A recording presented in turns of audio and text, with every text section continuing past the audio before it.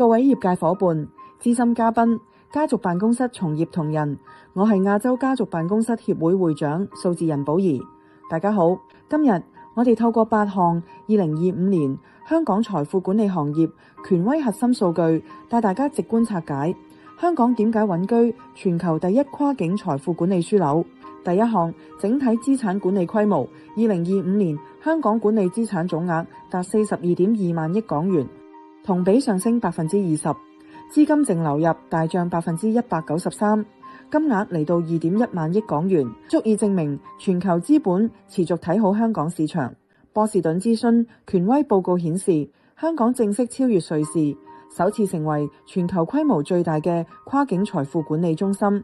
行業總規模高達2.95萬億美元，年度增速10.7%，明顯高於瑞士7.6%嘅增長表現。喺超高淨值人群方面，香港擁有資產超3000萬美元嘅超高淨值人士，共優7、2優5位，數量位列全球第二，半年增速達22.9%，喺全球10大財富市場當中增速排名第一。家族辦公室更加係香港極具競爭力嘅王牌板塊。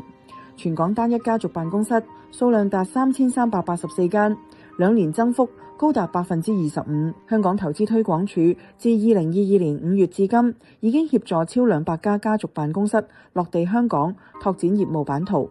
私人銀行同埋私人財管業務總資產達12.9萬億港元，同比增長24%。香港證監會認可基金淨資產規模為2.3萬億港元，年增幅38%。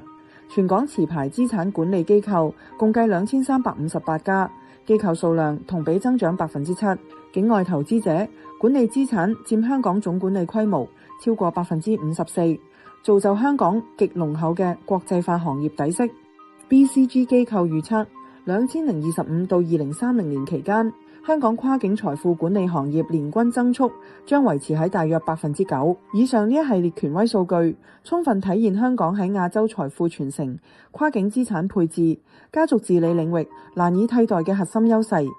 呢個亦都係亞洲家族辦公室協會 AFO 選擇每年喺香港舉辦旗艦年度峰會嘅核心原因，聚集全行業頂尖從業者，解讀政策紅利，梳理監管新政，研討可持續財富管理方案。如果你有意參加 AFO 聯同香港貿發局合辦，將喺2027年1月國際金融週中舉行嘅家族辦公室解決方案高峰會暨頒獎典禮，